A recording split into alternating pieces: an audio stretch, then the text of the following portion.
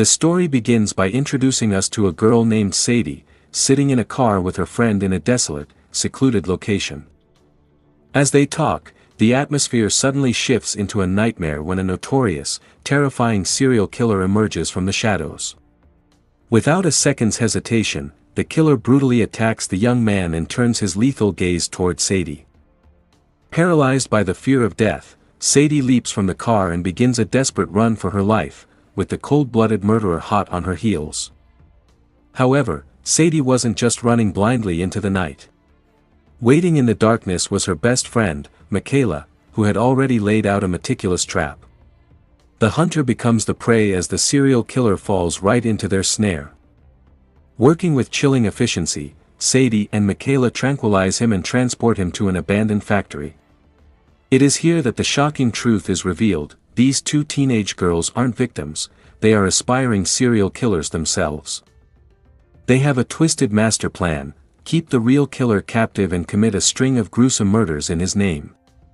By doing this, the blame would fall entirely on the captive psychopath, leaving them safe and untouchable. Their ultimate goal: to go viral on social media and achieve the ultimate, bloody fame.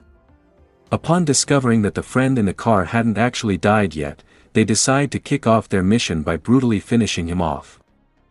The next day at school, the duo plays the role of grieving friends, trying to convince everyone that the serial killer was responsible for the tragedy.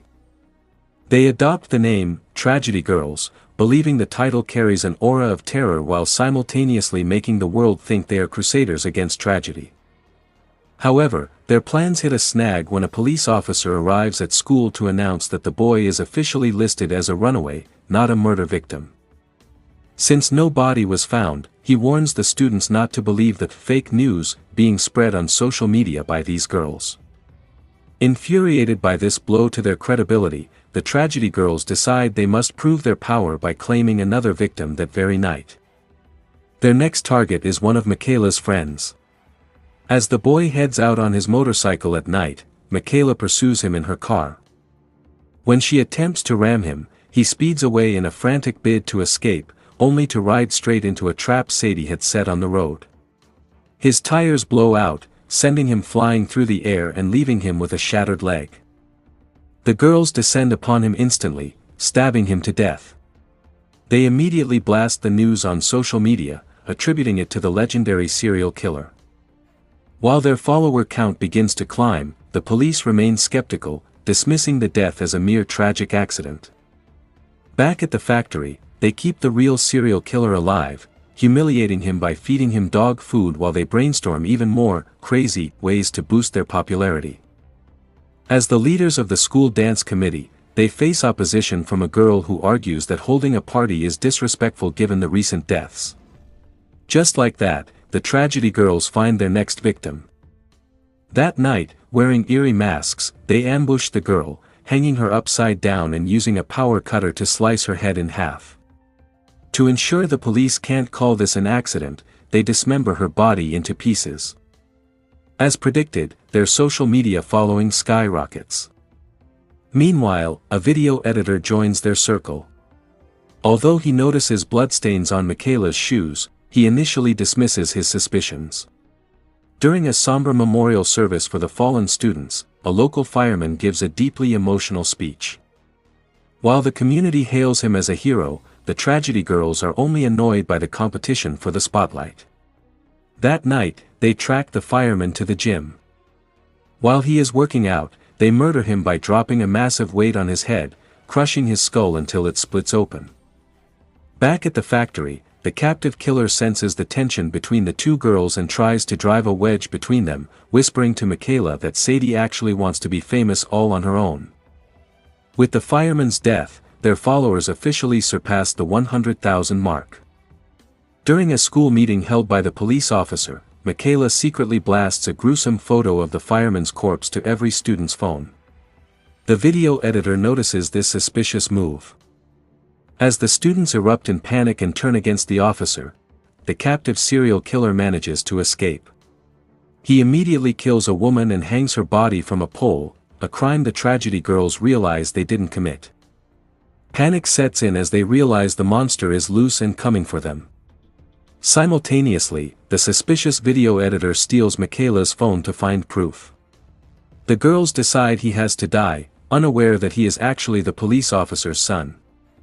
When Sadie arrives to kill the editor that night, she is intercepted by the serial killer.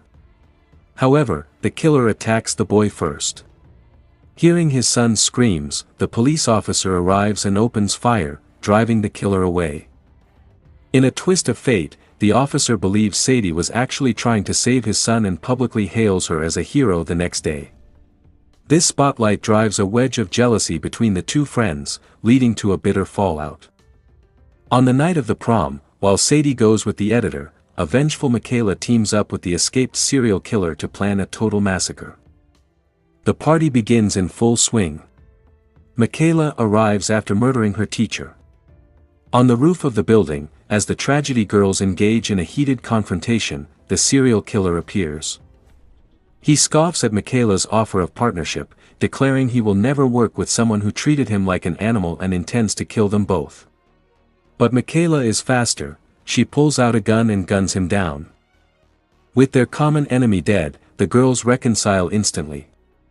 They proceed to hang the video editor, the only witness to their secrets, and set the entire hall on fire, locking all the exit doors from the outside.